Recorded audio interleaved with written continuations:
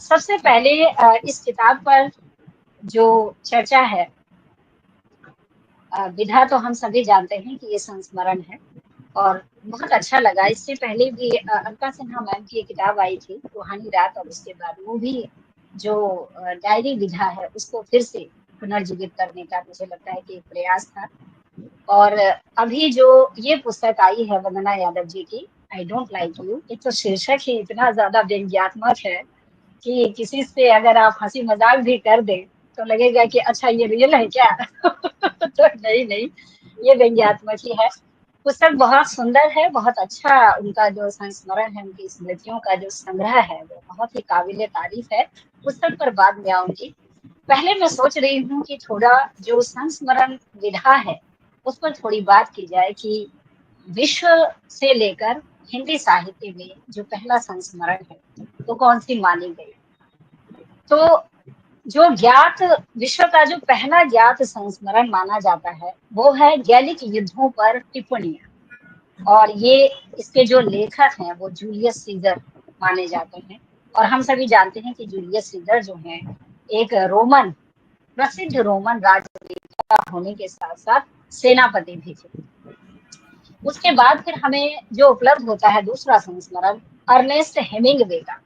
इन्होंने भी जो अपने संस्मरण लिखे वो 1920 में उन्होंने पेरिस में जो अपना समय बिताया, जीवन बिताए, उन्हीं स्मृतियों पर आधारित है उनका अ मूवेबल फीस्ट। ये 1920 में ये रचना आई। और जहां तक हिंदी में संस्मरण विधा को स्थापित करने, उसे प्रतिष्ठा प्रदान करने की जो बात आती है तो उसके लिए सबसे पहले हम पद्म सिंह शर्मा जो थे उनका नाम लेते हैं, जिन्होंने 1929 में पद्म पराग नाम से ही एक संस्मरण लिखा जो कि मार्मिक संस्मरण है। और ये 1929 का समय आप याद कीजिए, किशोरी सॉरी जो आचार्य रामचंद्र शुक्ल जी हैं उनका हिंदी साहित्य का इतिहास भी उसी समय आता है 1929 में।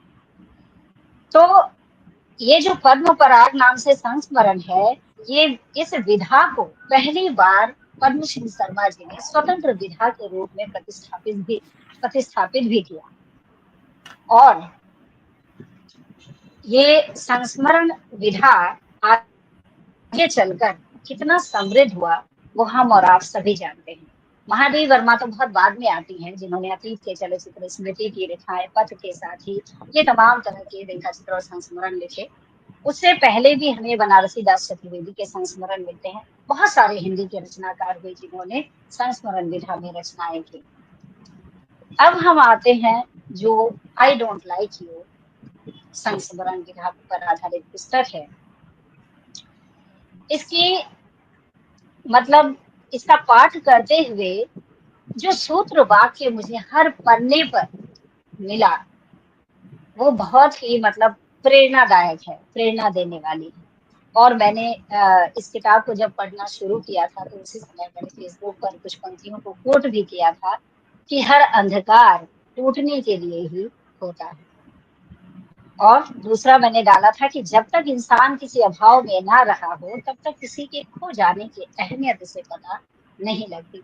ऐसे पूरे संस्मरण में आप पूरी पुस्तक को पढ़ते हुए तमाम ऐसे सूत्र वाक्य आप पाएंगे जो आपको भीतर तक कहीं ना कहीं सोचने पर विवश करता है। बातें ये संस्मरण मैं आपको इसकी एक विशेषता ये भी बता दूं कि देखने में और पढ़ने में बहुत सरल है, बहुत सरल भाषा में लिखी गई है।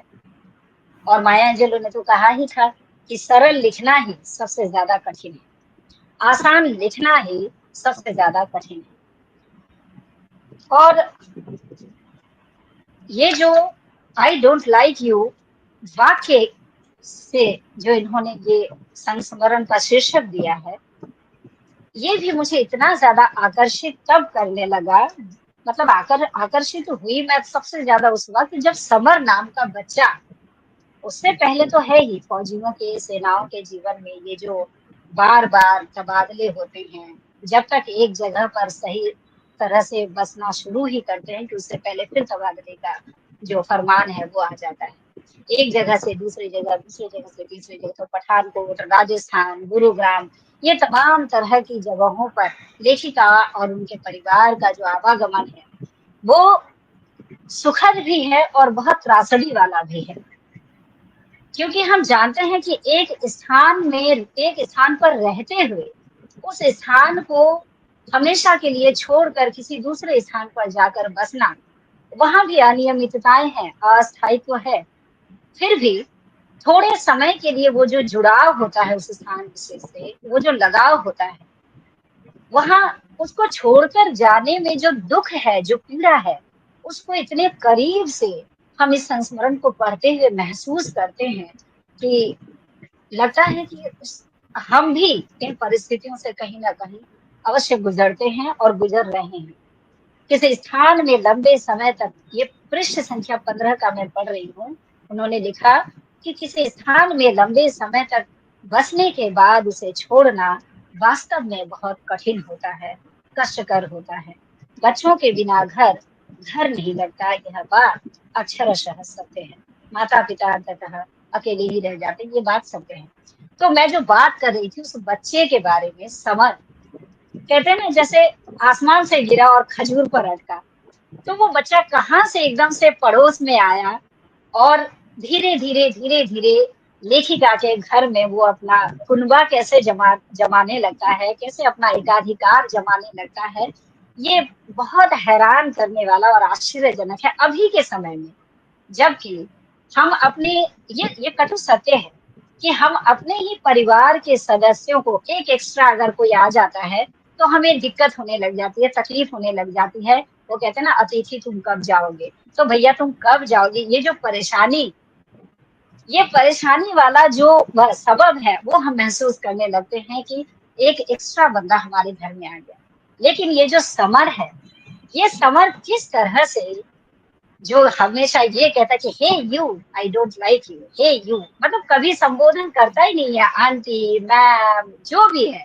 एक जो संस्कार वश जो होता है, एक जो बच्चों को सिखाया जाता है कि बड़ों से कैसे बात की जाती है, उस बच्चे में ये जो एटीट्यूड है, वो एटीट्यूड हमें बहुत कुछ सोचने के लिए मजबूर करता है वर्तमान समय की पीढ़ी के बारे में, कि ये समर नाम का बच्चा असल में क्या है, किस तरह के वो, मतलब वो मुझे समर के बारे में, उसके व्यवहार के बारे में, उसकी गतिविधियों के बारे में, उसके बात करने के तरीके के बारे में, उसका जो मानसिक वैचारिक स्तर है, उस लेवल के बारे में सोचते हुए मुझे प्रेमचंद के हामिद याद आ रहे थे बार बार, कि बच्चा आयु से पहले और समय से पहले किस तरह से, मतलब परिपक्व हो गया, कैसे बूढ़ा हो गया बच्चा वो। तो समर में हमें वो चीजें बार बार देखने को मिल रही थी। इतना छोटा सा बच्चा शेयर मार्केटिंग की बात करता है, मार्केट एक्सचेंज की बात करता है, और किस तरह से, मतलब उसके पसंद की चीजें मिलने ना मिलने पर उसका जो एक जो गुस्सा है, मतलब होता है ना अप्रत्यक्ष रूप से एकाधिकार या अधिकार जमाना।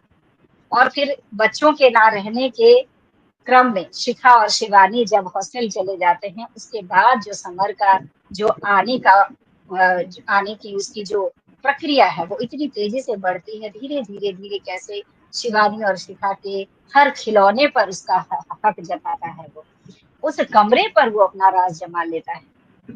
तो बाल मनोविज्ञान पर मतलब इतनी पकड़ है लेखिका की, ये बहुत सराहनीय है। कि और मुझे लगता है कि ये सिर्फ एक माँ ही, बच्चे के हर नोशंस को पकड़ने की जो शक्ति है, जो पावर है, वो सिर्फ एक माँ को ही आती होगी। वंदना यादव लेखिका होने के साथ साथ एक माँ है, मातृमना है, तो उनको पता है कि बच्चा कब किस व्यवहार के कारण कैसा जो है हाव भाव उसका होता है, और किस बात के लिए वो नाराज होता है, किस बात पर वो खुश होता है, किस बात के लिए उसको खुश किया जा सकता है। धीरे धीरे एकाएक लेखिका ने समर के दिल में अपनी जगह नहीं बनाई, बना नहीं पाई, उस बच्चे ने स्पेस नहीं दिया लेखिका को भी। लेकिन धीरे धीरे एक समय ऐसा भी आया कि उनके बिना समर को अच्छा भी नहीं लगा। वो घर पे आता, फ्रिज खोलता, किचन में जाता, जूस निकालता, गुआवा जूस उसको इतना पसंद है, वो खत्म हो गया, गेस्ट खा गए, पी गए बच्चे उनके, तो उसका जो क्रोध का जो कहते हैं ना कि पारा हाई हो जाना, वो इस तरह का, ये बहुत अद्भुत है।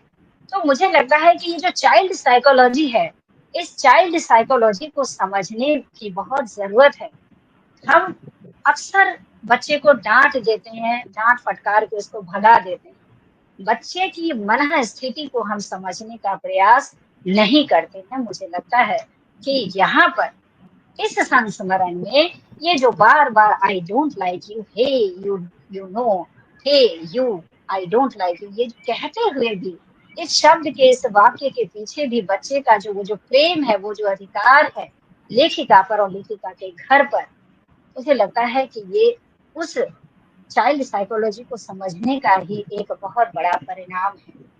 वो समझती है बच्चे के हर एक मनोदशा को, और यही कारण है कि अंततः बच्चा लेखिका के प्रेम में मतलब सराबोर होता है। उसे पता चलता है कि हाँ, she is something for me, she is really important for me.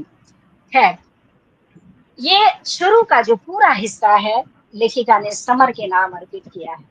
फिर वहां से उनका तबादला हो गया। तबादला होने के बाद वो गांव आती हैं।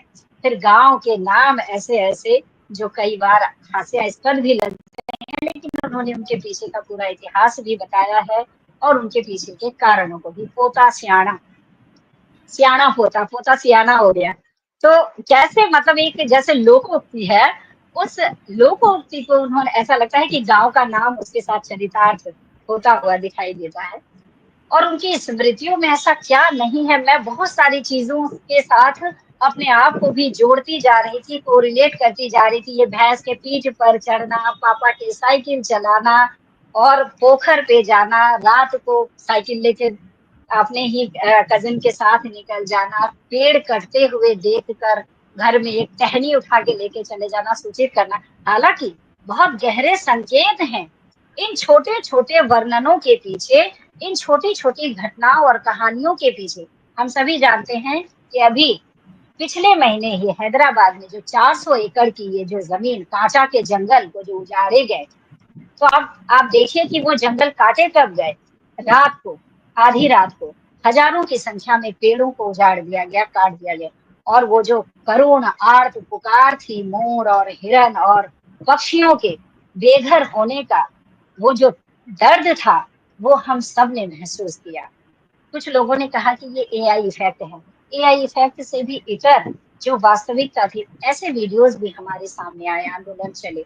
तो ये मानव तस्करी सबने सुना, लेकिन पेड़ पौधों की जो तस्करी होती है, ये आज से नहीं होती आई है, ये पहले से ही होती आई है। लेखिका के समय भी थे और लेखिका के समय से पहले के भी थे। तो बहुत सारे छोटे छोटे जो नोट्स थे, वो मैंने पढ़ते हुए लिखे भी, और महसूस किया कि सच में फौजियों का जीवन कितना ज्यादा, मतलब होता है ना, हमेशा दांव पर लगा हुआ, हमेशा गर्दन पे तलवार लटकी हुई है। जब हुक्म आया, जब फरमान आए, तब आपको जाना है। और इन्होंने बहुत जगह पर सूक्ति वाक्य जो है, यह है फौज, नहीं है मौज, इन दो पंक्तियों में, ये दो पंक्ति, इन दो पंक्तियों में सैनिक जीवन का सारा सार छुपा हुआ है। और सबसे महत्वपूर्ण बात, फौजी तो है ही, जो सीमा पर हमेशा उनको तैनात रहना उनका कर्तव्य भी है और उनकी जिम्मेदारी भी है और उनका दायित्व भी है।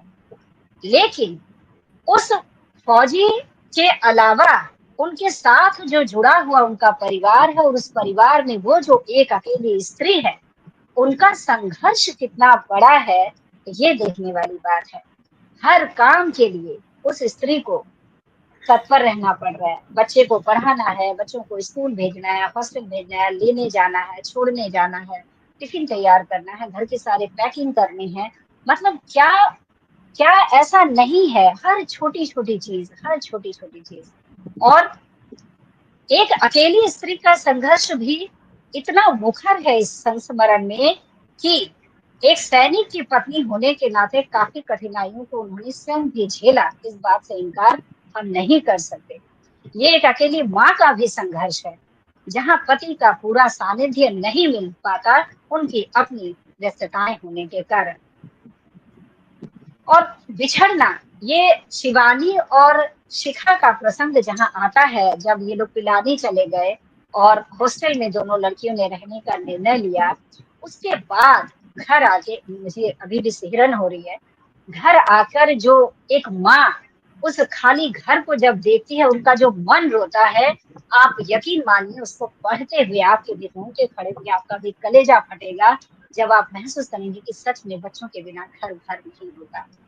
कैसे वो घर अकेला सन्नाटा, वो अकेलापन कैसे खाने काटने को दौड़ता है, ये हम बहुत अच्छे से महसूस करते हैं। माँ की गोद उस वक्त सूनी हो जाती है जब बच्चे बड़े होकर उनसे अलग अपनी दुनिया बसाना शुरू कर देते हैं। बच्चों का बिछड़ना सबसे अधिक माँ को खलता है। ये मार्मिक प्रसंग, बेटियों का हॉस्टल जाना और माता पिता का खाली समय ना करना, मुझे लगता है बहुत ही दारुण दारुण प्रसंग है ये। बार बार तबादलों से जीवन में जो अस्थिरता आ जाती है, विशेषकर फौजियों के जीवन में, वो बहुत ही कठिनाई वाला होता है। फौजी जीवन की समस्याएं अलग तरह की हैं। उनके परिवार को हर बार नई जगह पर परमानेंट घर मिलने की चुनौतियां भी एक समस्या है। यह बहुत थका देने वाली प्रक्रिया भी है। तो बहुत बहुत सारे ऐसे प्रसंग लेखिका ने यहाँ पर उजागर किए हैं, हमारे सामने रखे हैं, जो लगता है कि हम बाहर से कितना सुख और सुकून वाला देखते हैं उनको। वो जो ड्रेस में वो जो निकलते हैं फौजी, जो अपने पूरे गेटअप में जो निकलते हैं, तो लगता है कि नहीं, कितना सुख चैन से ये लोग जीवन बिताते होंगे। लेकिन कहते हैं ना, जाके पाँव ना फटे दीवाई, सो का जाने पीर पर आई। जब तक आप उस प्रक्रिया से उस जीवन को खुद नहीं सहते, झेलते, उसको नहीं जीते, तब तक आप दूसरे के दुख को ना तो समझ पाते हैं, ना तो जान पाते हैं। बहुत सारी बातें हैं, मुझे लगता है कि मैंने बहुत अधिक समय ले लिया है, 7:28 हो गए। और ये भी मैं एक बात कहना चाहूंगी कि लेखिका की दृष्टि इस संस्मरण में हर उस विषय पर है, हर उस समानता असमानता पर है। आप याद करेंगे, जो 16वां अध्याय है कुशाल दास बाबू, यहाँ पर आप देखिए इस लेखिका का कैसे विद्रोही मन विद्रोह करने पर आतुर है।